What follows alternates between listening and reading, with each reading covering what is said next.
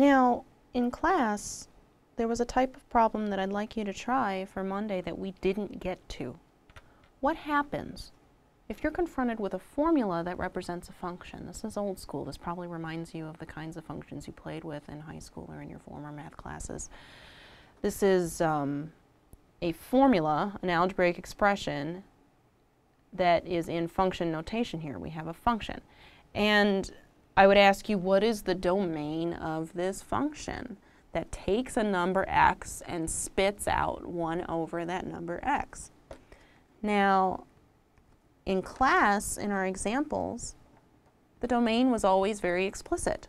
I drew it in a picture and you just told me which x values were inputs and which y values were outputs. But here it's not stated, is it?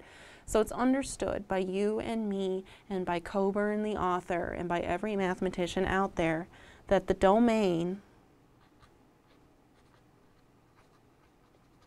is every single x value that we could plug in.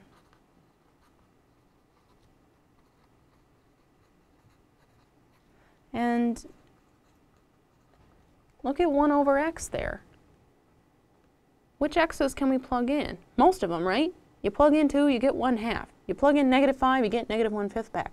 But there's one number you're not allowed to plug in, and that's 0. We all know we can't divide by 0. And so I'm going to write over here, can't divide by 0. That's gross. So here, we know we can't divide by 0. We also know that everything else is okay.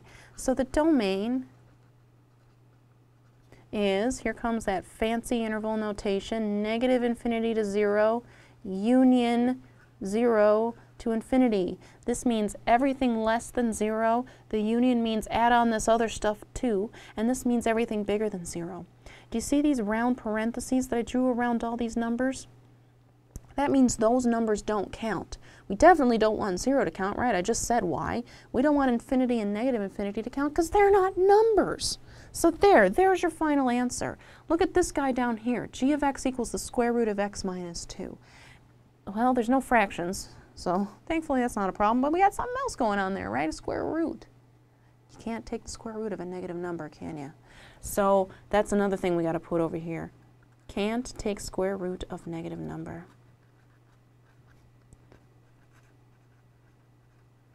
So I see that square root, and I say to myself, okay, well, I better tell myself what I need. It'll probably look like an inequality, and then I solve it. I need the stuff inside the square root to be at least 0. I need the stuff inside the square root to be 0 or bigger. And then, boom, the answer just pops right out. Look at that, look at that. Isn't that awesome? So the domain is everything 2 and bigger. See, look, square bracket means 2 counts. Roundy bracket means infinity doesn't count. Final answer. Finally, look at this beast.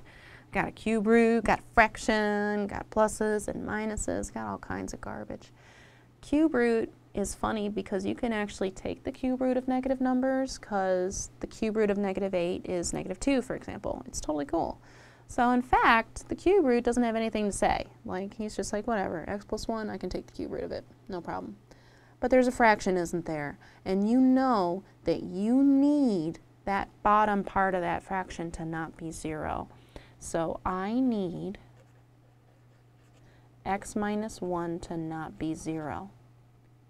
That means I need x to not be 1.